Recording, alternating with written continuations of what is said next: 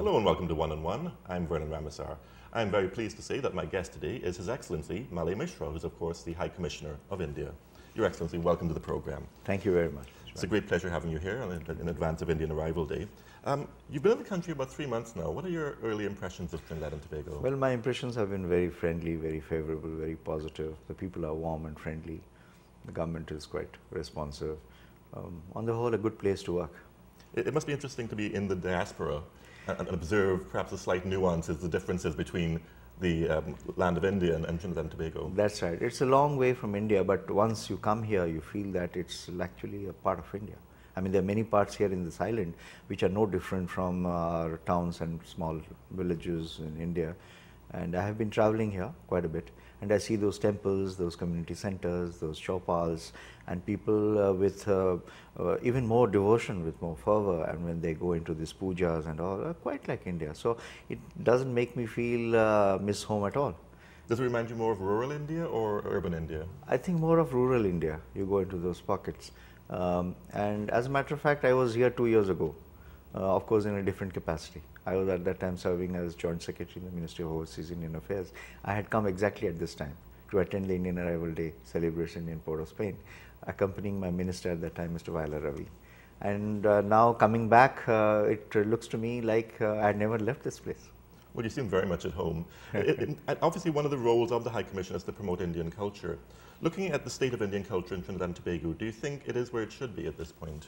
I think the Indian community here, what you call the East Indians, they are quite active. They're quite, they are promoting their own cultures quite well, in different forms of culture. Song, dance, entertainment, religion, not as much language, I would say, but other forms of culture are very much alive and practiced.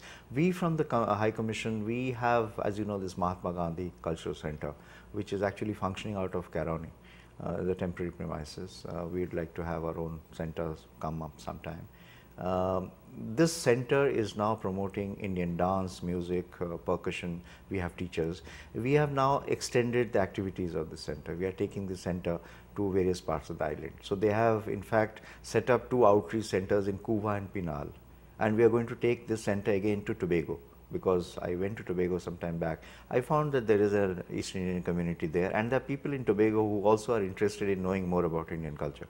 So I thought, why not take some of these teachers also to Tobago and start classes there. This is one aspect of it. The other aspect is we give scholarships to Trinidad nationals to come to India to study in various aspects of our culture, even education in other institutions. That is one program. Under iTech program, we build capacity. So that again, something on culture comes up. You go to some institutions and you learn their music, dance, any other form, art. We have what we call a cultural exchange agreement, under which we are working out a program which would be a kind of a functional in many areas.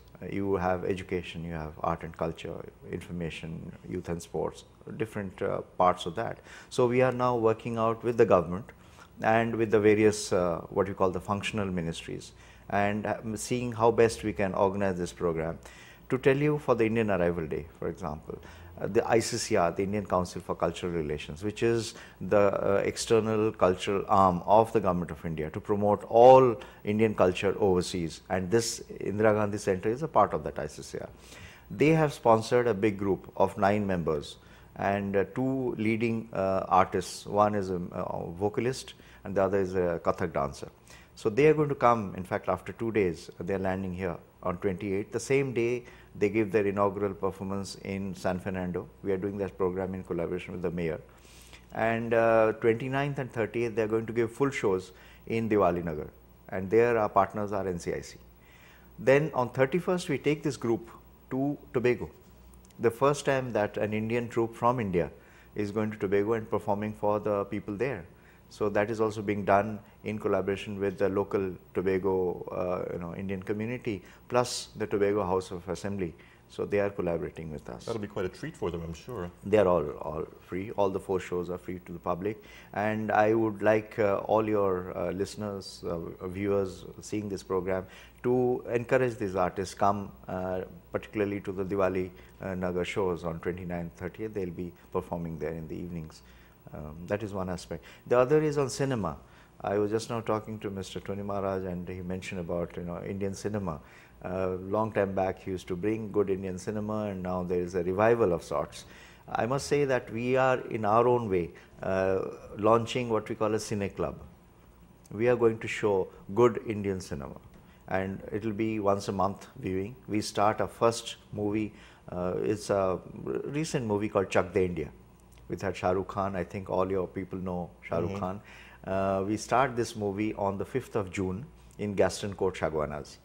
In the evening, we're launching this cine club, and thereafter every month, and this is again free to the public. Please join us. Please be a member of the cine club. This is again another activity which we are launching. Further down the year, we would like to hold a festival of Indian cinema, and we'll come out with more details on that later. But this we are thinking of, and we would like to see how best we can promote good Indian cinema here, so that people know only one aspect of cinema. I was going to say, we all know Bollywood, but in fact there is serious Indian filmmaking as well, isn't there? Yes, very much so. And Bollywood, I must say, is just one small part of it. For example, it's more populist and therefore more appealing, one would think. That's right. Bollywood has somehow been more popular. Bollywood has traveled much more, and Bollywood has this glamour and glitter and more money. They are collaborating with more of foreign studios, and they bring in more revenue. So that is how. But there is good cinema coming from other parts of India. You have good cinema from the south, Tamil Nadu, Kerala, Andhra Pradesh. You have good cinema from the north, from Punjab. You have Bhojpuri cinema is very good. I mean, most of the ancestors here of the people living here were from Bhojpuri speaking areas. You have good Bhojpuri cinema also. You have Marathi cinema, Maharashtrian cinema. You have Bengali cinema, coming from Bengal. Which is very famous. Some of the, Satyajit Ray and a whole, row of actors, directors who have produced excellent cinema. And what is happening now in cinema is the whole breed of young directors who've come on the scene, and they are breaking all conventions, and filmmaking is completely changed now with technology. They have used technology to bring in a kind of a total new cinema, and now you are going to be exposed to so many varieties of cinema within Indian cinema. So we would like to bring a small slice of it to our brothers and sisters of Trinidad, and see. I guess the problem we have here is that we're at the mercy of distributors, and they choose to bring in only Bollywood films, essentially. So we're missing out on a large part of Indian culture. That's right. We? And we'll make a small attempt towards not bringing exclusively Bollywood, but bringing some other regional cinema, which is a part of the total Indian cinema. They are all subtitled in English, so people will have no problem understanding. And all the cinema, they appeal to heart. Basically, they are all emotions, and storyline is driven on basically a plot and a good story, good acting, and all that.